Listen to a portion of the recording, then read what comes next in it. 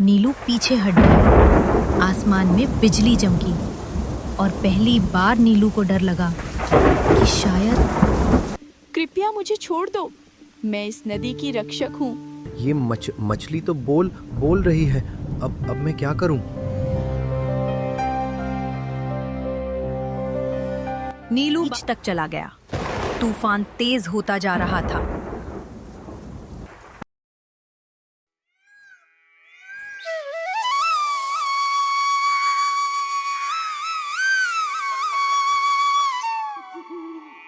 बहुत समय पहले की बात है। घने जंगलों और ऊंची नीची पहाड़ियों के बीच बसा हुआ एक छोटा सा गांव था, नीलकुंड। नाम जितना सुंदर था, हालात उतने ही कठोर। यहाँ के लोग दिन रात मेहनत करते थे, फिर भी 2 वक्त की रोटी के लिए तरसते रहते थे। न खेत उपजाऊ थे, न कोई बड़ा व्यापार। गांव के ज्यादातर लोग लकड़ियां काटने, नदी से मछली पकड़ने या दूसरों के खेतों में मजदूरी करके अपना गुजारा करते थे। इसी गांव में रहता था नीलू। नीलू एक गरीब लेकिन बेहद ईमानदार नौजवान था। उसके पिता का देहांत कई साल पहले हो चुका था और उसकी माँ चलने फिरने में असमर्थ थी।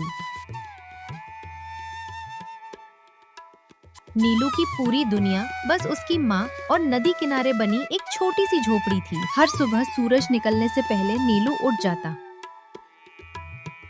माँ के पैर छूता, उनके लिए पानी भरता और नदी की ओर निकल पड़ता। उसके पास ना मजबूत नाव थी, ना अच्छा जाल। नाव कई जगह से टूटी हुई थी और जाल में इतने छेद थे कि मछलियां फंसकर भी निकल जाती थीं।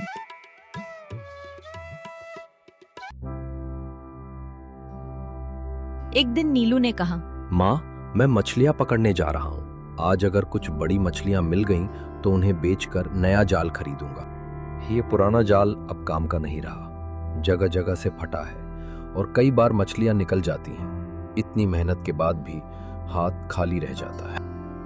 भगवान करे आज तुम्हारे जाल में अच्छी मछलियां आए बेटा, और तुम एक नया जाल खरीद सको।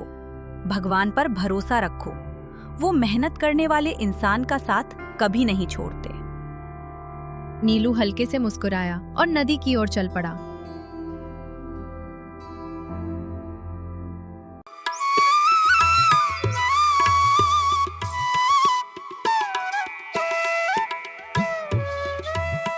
उस दिन नदी कुछ अलग ही लग रही थी। पानी बेहद शांत था, जैसे कोई रहस्य अपने भीतर छुपाए बैठा हो। नीलू ने जाल डाला। 1 बार, 2 बार, 3 बार, हर बार जाल खाली। नीलू दोबारा कोशिश करता है। इस बार किसी तरह कुछ छोटी मछलियां ही उसके जाल में फंसती हैं। इतनी कोशिश करने के बाद भी इतनी कम मछलियां, और वो भी इतनी छोटी छोटी। इन्हें बेचकर तो बस आज का खाना ही आ पाएगा और कुछ नहीं। आज फिर से निराश होकर ही जाना पड़ेगा क्या? हे भगवान, और कितनी परीक्षा लोगे तुम हमारी?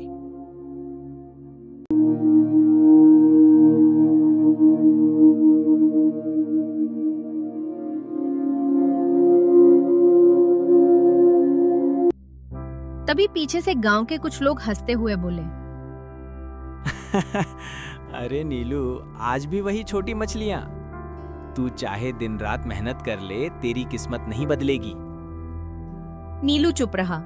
उसने जवाब देना नहीं सीखा था। अगले दिन नीलू फिर नदी की ओर जाने लगा।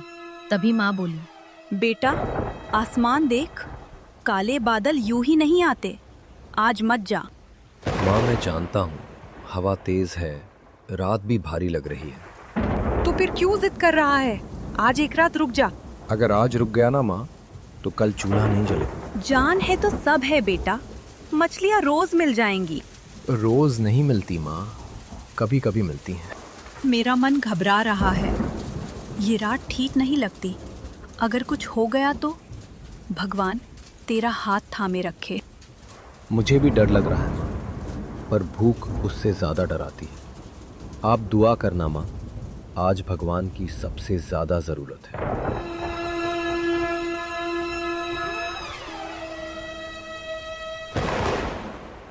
वो नदी के बीच तक चला गया।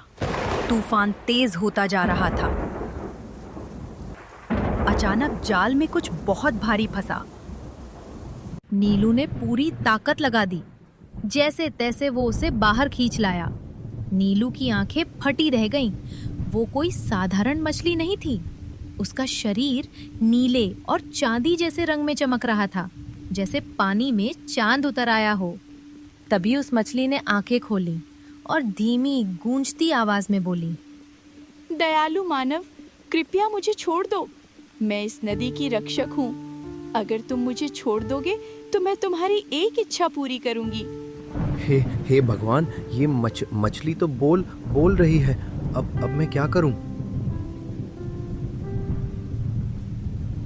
नीलू कुछ पल चुप रहा, फिर बोला, मैं तुम्हें मार नहीं सकता।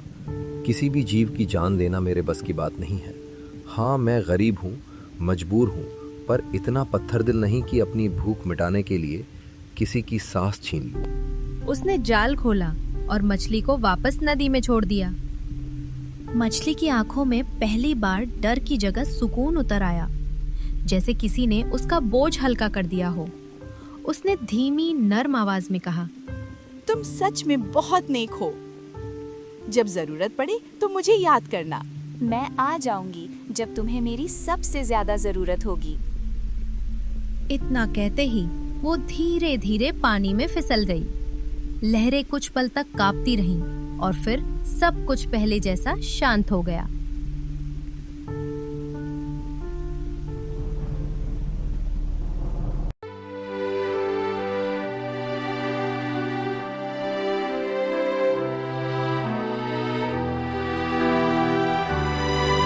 नीलू खाली हाथ घर लौटा।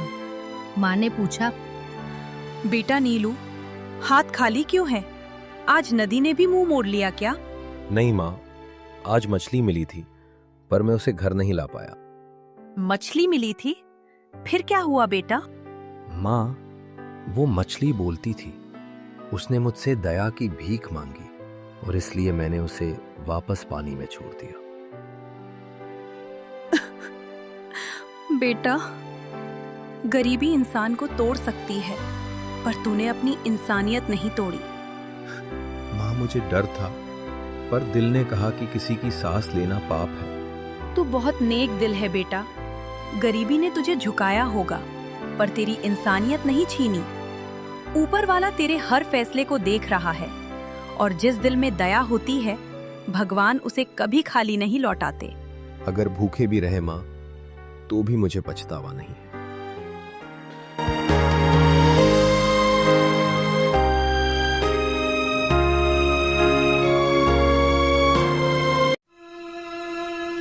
उस रात नीलू जैसे ही सोया, झोपड़ी में अचानक तेज नीली रोशनी फैल गई।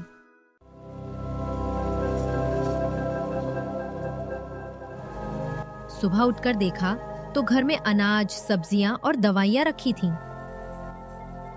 ये इतना सारा राशन यहाँ कैसे आ गया?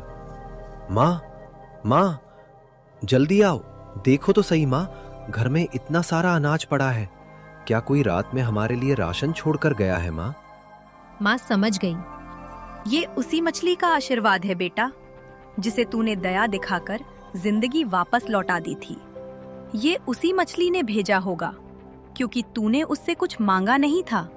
तूने सिर्फ दया दिखाई, और वही दया खुश होकर आज तेरी मदद बन गई है।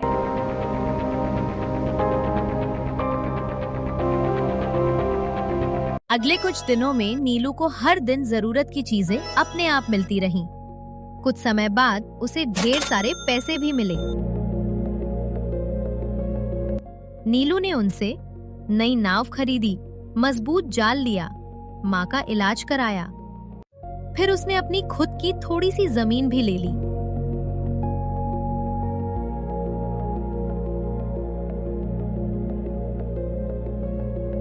गांव वाले हैरान थे। जो नीलू कल तक गरीब था, आज सबकी मदद कर रहा था।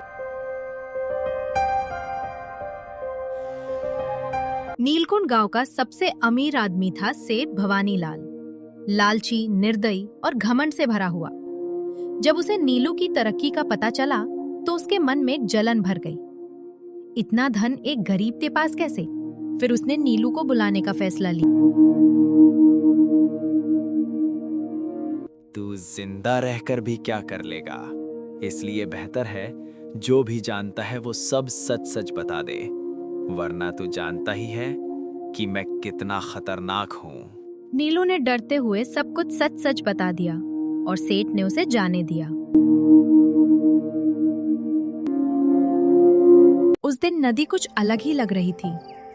पानी बेहद शांत था, जैसे कोई रहस्य अपने भीतर छुपाए बैठा हो।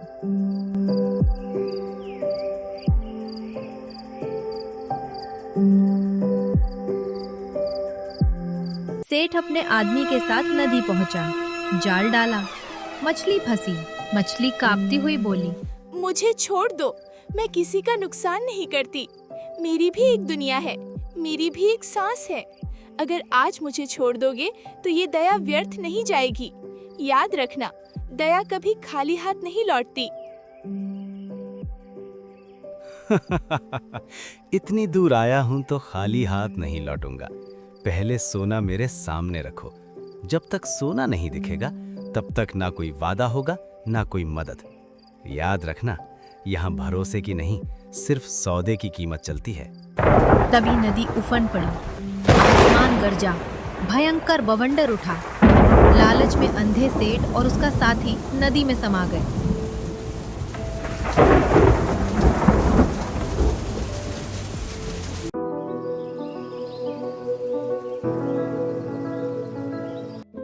सुबह होते ही गांव फिर सामान्य लगने लगा।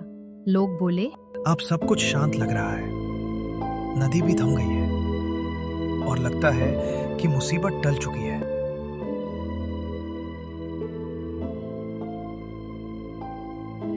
पर नीलू के भीतर कुछ टूट सा रहा था, जैसे कोई अनकही आवाज बार बार उसे नदी की ओर बुला रही हो। उस रात नींद उसकी आंखों से दूर रही। तभी आधी रात के बाद झोपड़ी की दीवारों पर नीली रोशनी थरथराने लगी।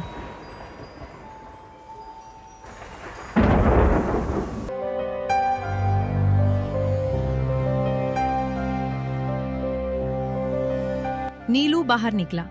नदी किनारे वही मछली खड़ी थी। इस बार उसकी आंखों में डर था, आवाज में घबराहट। वो फुसफुसाई, नीलू, तुमने मुझे बचाया, लेकिन क्या तुमने महसूस किया कि नदी आज पहले जैसी नहीं रही? तुम्हारी नेकी ने मुझे जिंदा रखा, पर उसी ने उसे जगा दिया जो सदियों से इस नदी की गहराई में सो रहा था, जिसका नाम कोई नहीं लेता, जिसे याद करना भी मौत को बुलाना है। अब खतरा सिर्फ मुझ तक नहीं रहा नीलू। अब ये नदी सुरक्षित नहीं है, ये गांव सुरक्षित नहीं है। जब वो पूरी तरह जागेगा तो वो सब कुछ खत्म कर देगा। किसे? तुम किसकी बात कर रही हो? यहाँ तो सिर्फ नदी है। दूर दूर तक कुछ भी दिखाई भी नहीं दे रहा है, ना कोई साया ना कोई हलचल। नीलू कुछ पूछ पाता उससे पहले ही मछली पानी में समा गई।